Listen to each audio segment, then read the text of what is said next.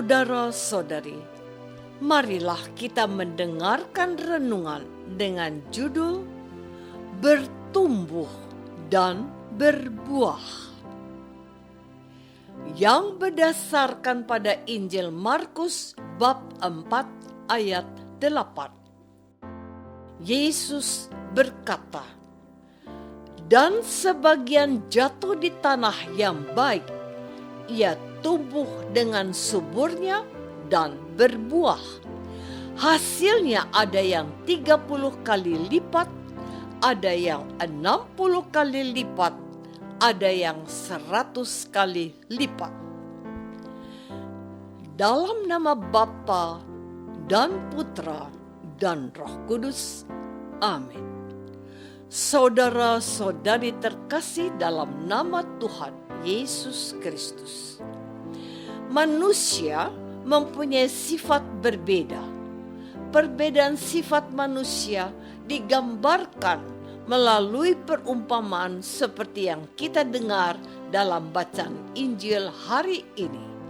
Perumpamaan ialah kisah sederhana dari kehidupan sehari-hari yang menyatakan kebenaran tentang kerajaan Allah bagi orang yang hatinya sudah siap untuk mendengar dan menyembunyikan kebenaran itu bagi mereka yang hatinya tidak siap. Yesus menceritakan bahwa ada seorang penabur yang keluar untuk menabur. Pada waktu ia menabur, sebagian benih itu jatuh di pinggir jalan. Lalu datanglah burung dan memakan benih itu sampai habis. Sebagian jatuh di tanah yang berbatu-batu, yang tidak banyak tanahnya. Lalu benih itu pun segera tumbuh, karena tanahnya tipis. Tetapi sesudah matahari terbit, layulah ia dan menjadi kering, karena tidak berakar. Sebagian lagi jatuh di tengah semak duri.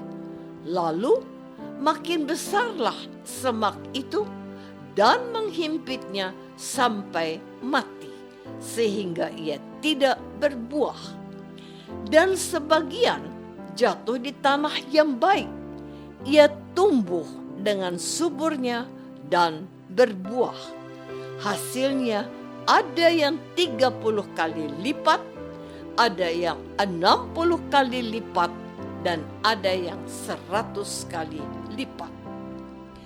Saudara-saudari terkasih, Tuhan Yesus memberikan penjelasan mengenai makna dari perumpamaan tentang penabur.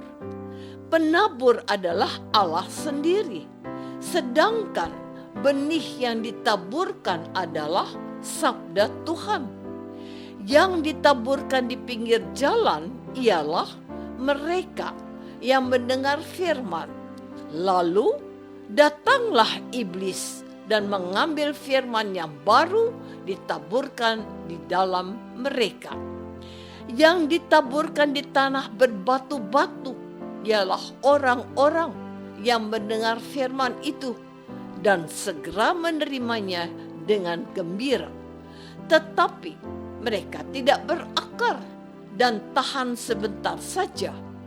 Apabila datang penindasan atau penganiayaan, mereka segera murtad. Yang ditaburkan di tengah semak duri ialah orang yang mendengar firman itu, lalu kekhawatiran dunia ini dan tipu daya kekayaan dan berbagai keinginan menghimpit firman itu sehingga tidak berbuah.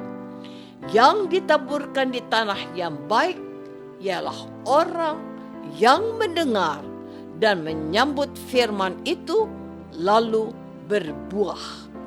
Ada yang 30 kali lipat, 60 kali lipat, dan ada 100 kali lipat. Saudara-saudari terkasih, benih yang jatuh di pinggir jalan, jatuh di tanah yang berbatu, jatuh di semak duri dan jatuh di tanah yang berbatu, merupakan gambaran dari kehidupan dan hati manusia. Hati dan kehidupan kita bisa menjadi seperti tanah di pinggir jalan, bisa menjadi tanah yang berbatu-batu, bisa menjadi tanah semak berduri, dan bisa menjadi tanah yang subur. Tentu saja tidak gampang untuk menjadi tanah yang subur. Ibarat kita mau menanam bunga atau tanaman. Sebelum kita menanam bunga atau pohon, kita perlu menyiapkan wadah atau tempat yang khusus. Kita perlu menggemburkan tanah yang akan kita pakai untuk menanam bunga atau pohon. Jika tanahnya kurang subur, kita bisa mengambil tanah yang subur atau menambahnya dengan pupuk. Demikian pula dengan hati kita. Hati kita akan menjadi tanah subur bila kita terus menggembur atau membajak hati kita lewat doa dan membaca sabda Tuhan. Dengan demikian, hidup kita akan bertumbuh dan berbuah. Buahnya dapat kita lihat dalam kehidupan sehari-hari. Misalnya, kita kian rajin berdoa, rajin berbuat baik, dan menjauhi perbuatan yang jahat. Sementara hidup kita tidak akan berbuah jika kita membiarkan hati kita menjadi semak duri atau tanah yang berbatu-batu.